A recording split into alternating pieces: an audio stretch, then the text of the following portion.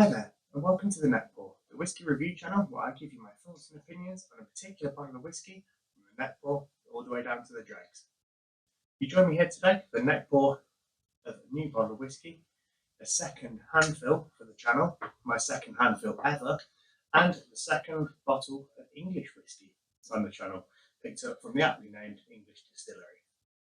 Before we get started with this video, I would like to ask that you drop a like on the video. Drop me a comment if you've got anything to say about the English Distillery, English whisky in general, or have any recommendations for something you'd like to see me review. And please do hit the subscribe button and the notification bell if you'd like to be informed next time I post. But yeah, without any further ado, let's get into this and have a little look at what we're talking about here. So despite calling it a neckpour, if you actually look at the bottle in the close-up footage, I shortchanged myself with this handfill because there's nothing actually in the neck, which only after getting home did I realise, but I didn't want to come across too eager in the shop, perhaps, or at least that's what I'll say. These guys have been on my radar for a little while, and it happened that on the 27th of April, we were stuck in some traffic on the A14, heading back from the southeast of England back to the Midlands, and I said to my wife, oh, there's somewhere I want to check out that's fairly near to here. Should we take a little diversion? Because we're not getting anywhere, and you know, they've got a lovely coffee shop on site. Little did she know it was a whisky distillery we were heading for. But we did, had a lovely cup of coffee there, and outside, and then popped into the shop, had a little look around, a little chat with the guys in the shop. They were very generous, allowed me to taste a few things. Ultimately, it was between this one and another bottle we had in the shop, because I thought I wanted to take something pretty unique home as opposed to something more core range. But yeah, super exciting place, really interesting. I'd love to go back there, do a tour, learn a bit more about what they do. And yeah, this, from what I tasted in the shop, was a lovely spirit. But let's get this open, have a little smell and a taste, and have a little talk about what it is.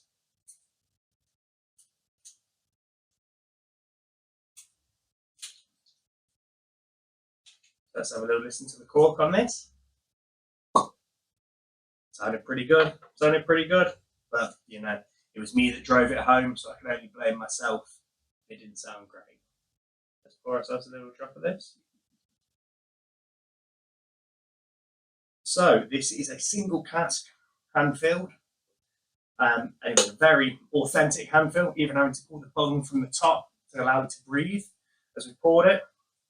It was distilled on the 23rd of September 2014 and bottled, as I say, on the 27th of April 25.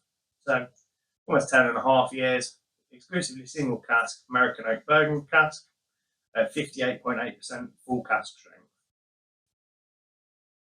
Yeah, let's give this a little smell. Oh, that is lovely. That is really lovely on the nose.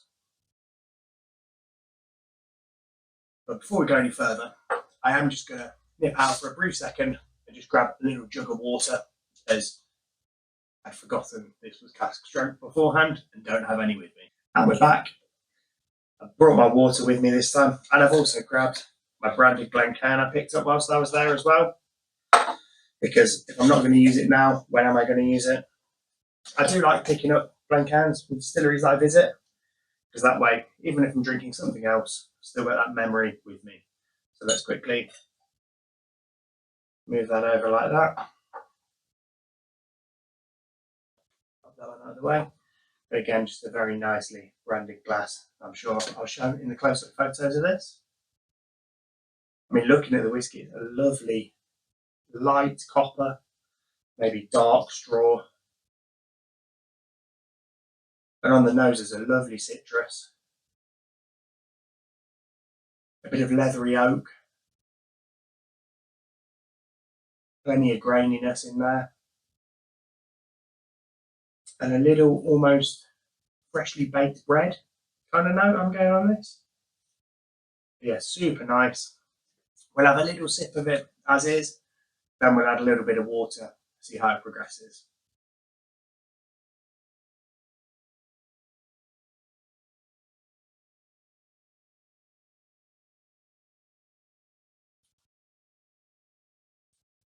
If I was blindfolded and you told me to guess the strength of that whiskey, there's no way I'd be saying full cask strength. You can tell it's 46 and above because it's got that big, rich mouth coating, just texture and oiliness, all those kind of things. It's not all hot, super mellow, just super well made spirit.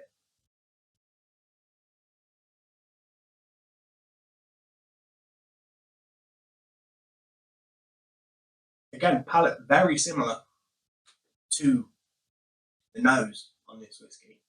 You know, you've got heaps of oak, deep charred oak, and leather, tobacco, vanilla, all those kind of hallmarks of a really good bourbon cask.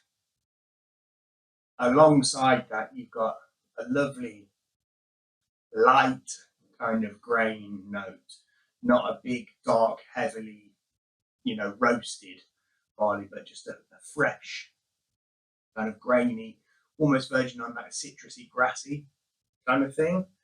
And then the finish, warm, sweet, round, oily, coating the whole mouth, and just superbly textured. That's the one thing about this whiskey, and what in the end actually swung me to this one rather than the other bottle, was the texture of this. It's simply staggeringly good.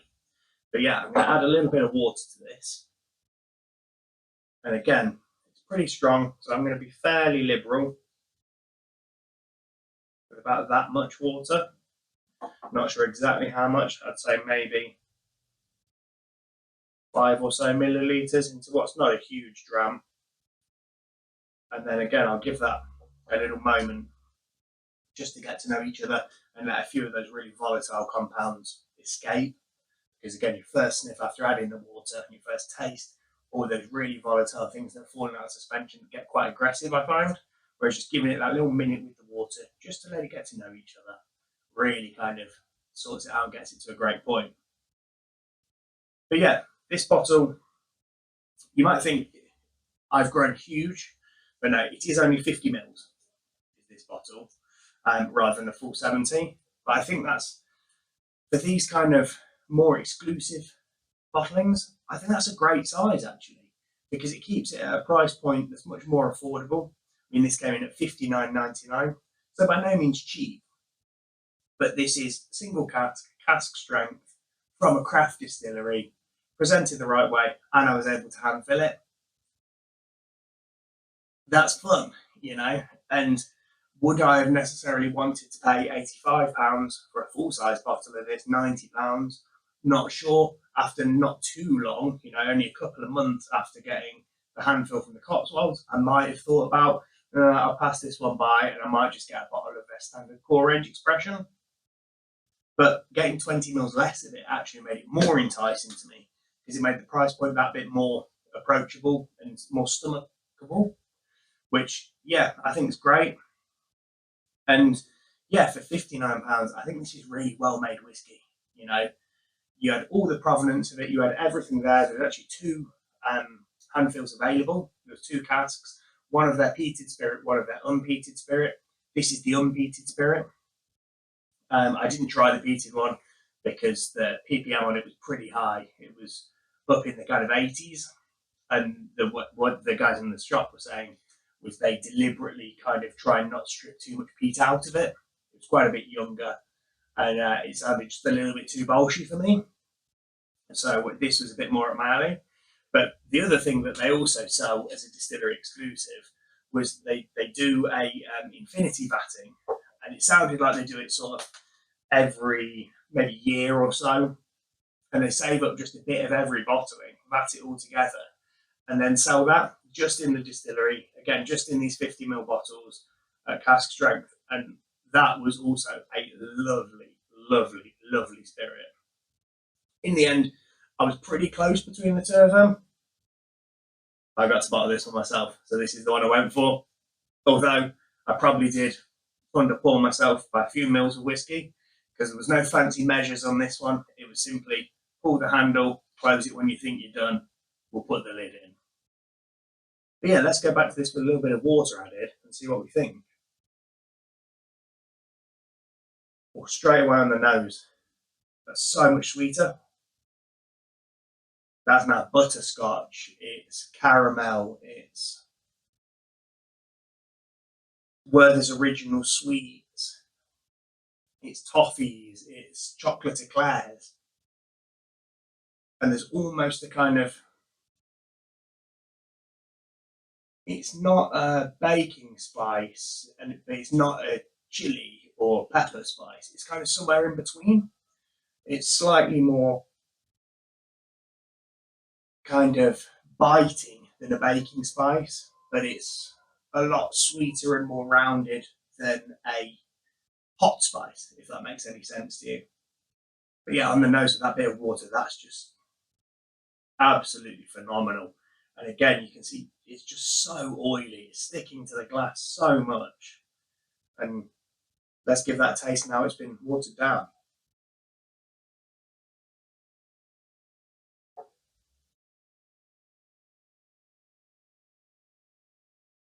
Oh, that's simply sublime. That is incredibly good. It's layered, it's decadent, it's rich, it's sweet. It's strangely almost everything that I would describe to someone is what a sherried whiskey is, but yet this is entirely American oak bourbon barrel. And yeah, no, this is just sublime.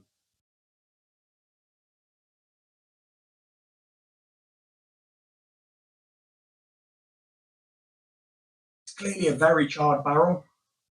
There's lots of oak to this and leather, and with a bit more water in, there's a lot more tobacco. It almost tastes like the smell of a cigar box, that wood, tobacco, and sweet, kind of almost cloying sort of flavour to it. Again, it's just super big in the mouth. It's coating the whole mouth. You can taste it long after you've swallowed, warming on the way down.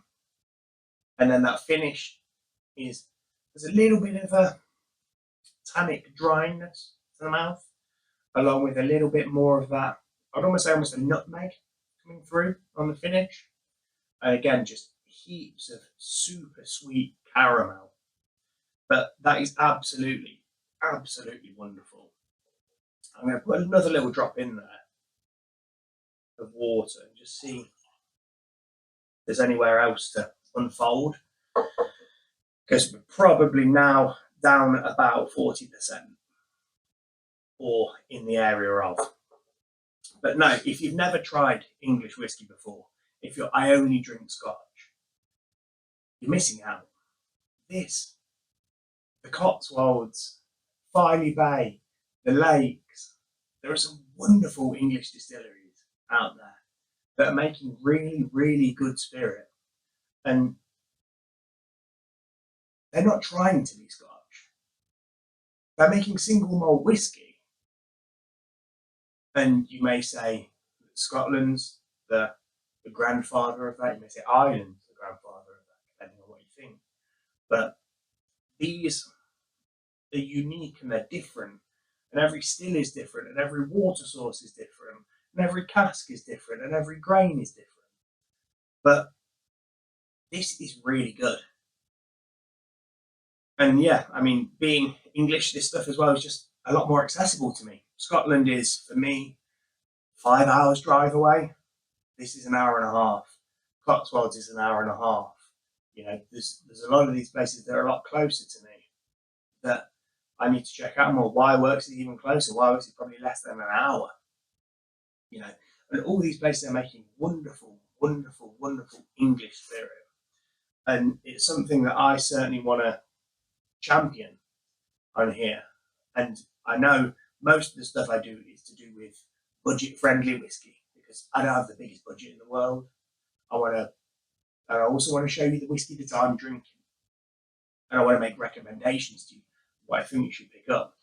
If you ever see a bottle by the English Distillery or the English Whiskey Company, depending on what time, I think they used to be called the English Whiskey Company, and now go by the English Distillery.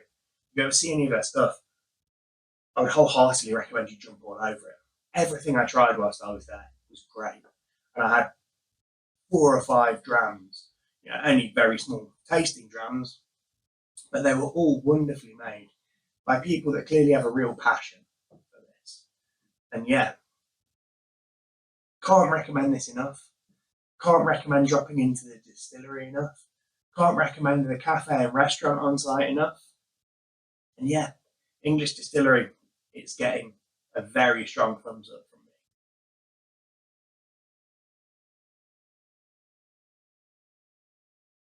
I think that's where we'll leave today's, because I don't know what more I can say other than waxing more lyrical about this.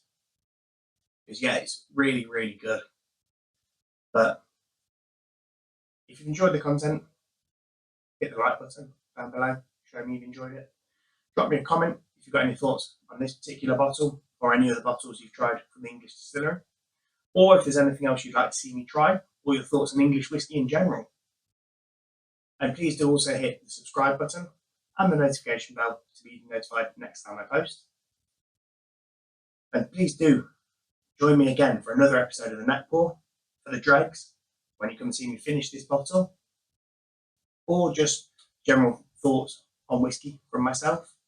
Until the next time, I'd like to say cheers, Salancha, and I'll see you again.